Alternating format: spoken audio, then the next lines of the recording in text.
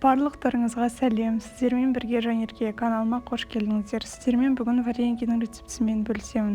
Каналға тіркеліп лайк басып қойыңыздар. Дәл осы рецепт өте дәмді шығатын рецепт. Демалыс күні істеп қатырып қоюға болады. Өте дәмді болып шығады. Ең алдымен ыдысымызға 600 грамм су құямыз.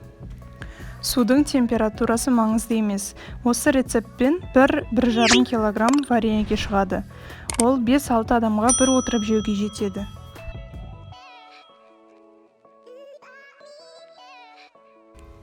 Енді суымызға 1,5 ас қасық тұз саламыз. Тұзды ерігенше араластырамыз.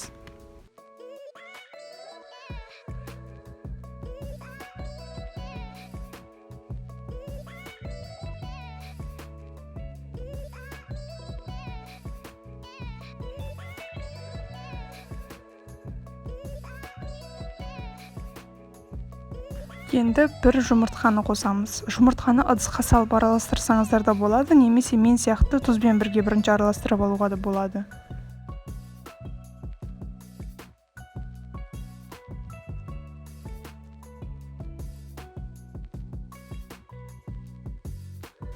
Жақсылап араластырамыз. Енді қамырды илейтін ыдысқа құйып, қамырымызды илейміз.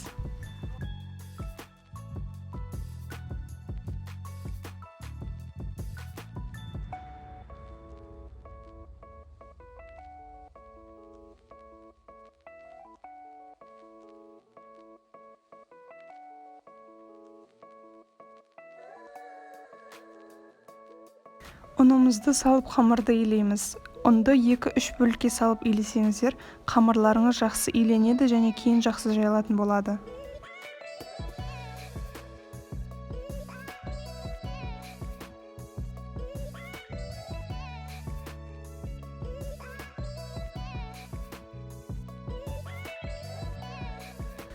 Қамырымыз жұмсақ, бірақ қолға жабыспайтын қамыр шығады.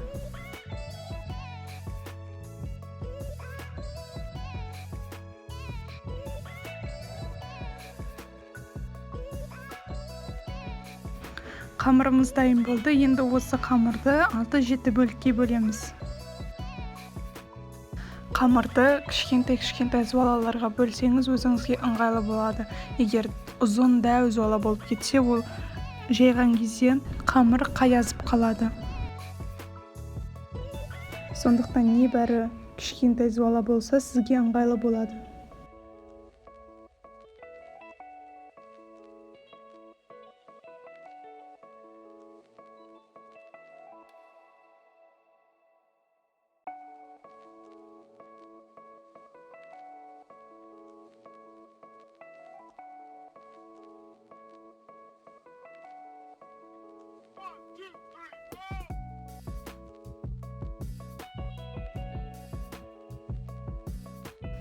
Осындай майда зуала қылып, пакетке салып қоямыз, сонда жібіп тұрады.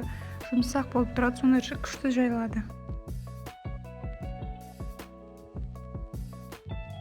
Менде 6 бөлік шықты.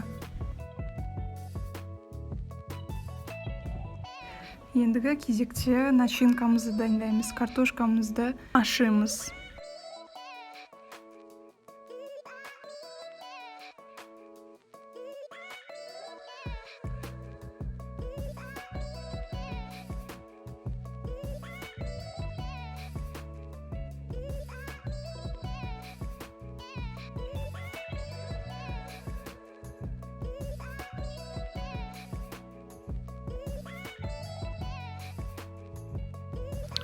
Картошкамыз дайын.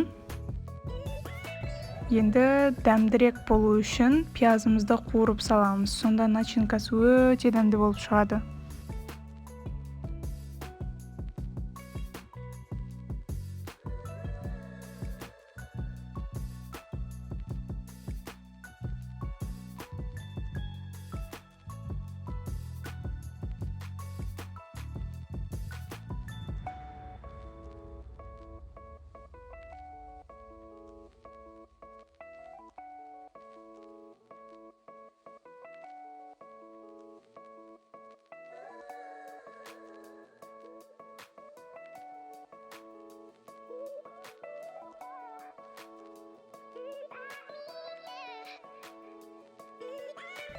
Жақсылап турап алдық. Енді картошкамызды пісіреміз.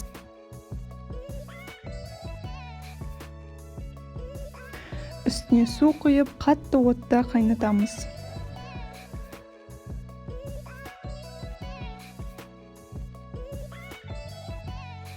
Ендігі кезекте сковородкамызға май құйып, пиязымызды қуырамыз.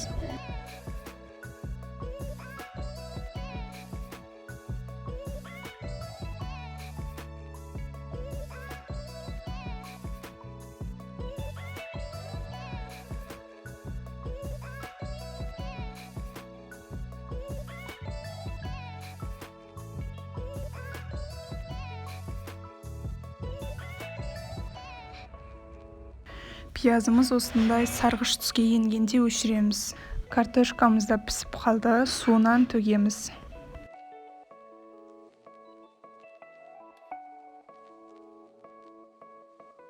Енді картошкамызды еземіз. Бір түйіршік қалмау керек. Егер түйіршік болып қалса, өте дәмсіз болып шығады.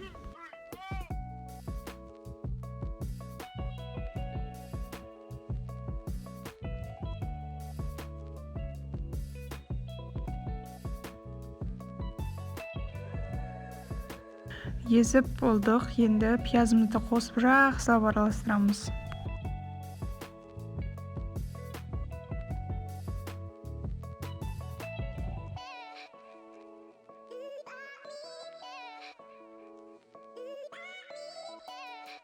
Начинкамыз дайын. Енді біз қамырды жаюға кірісеміз. Столға ұн себіп, қамырымызды түсіріп жаямыз.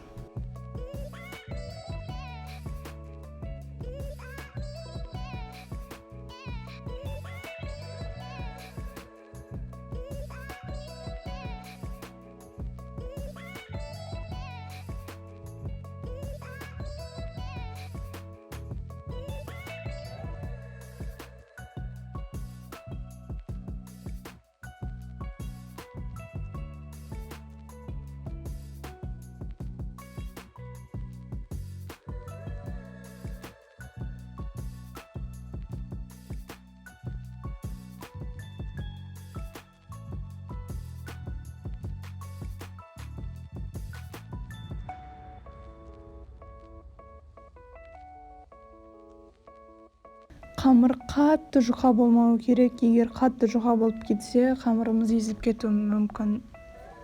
Менде арнайы осындай кесетін бар. Сіздер стаканды немесе басқа да бір затты алуларыңызға болады. Оның басы шүкір болу керек. Сонда әдемі кесіледі.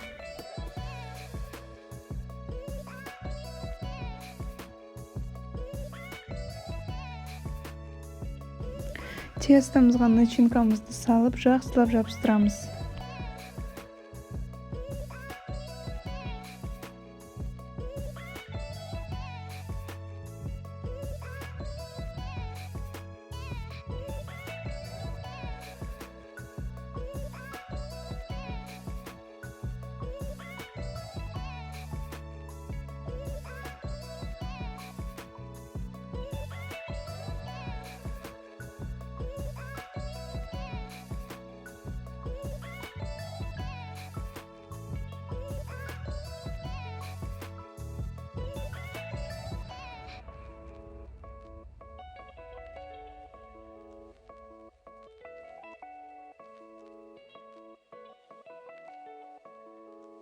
Біздің вареникилар дайын.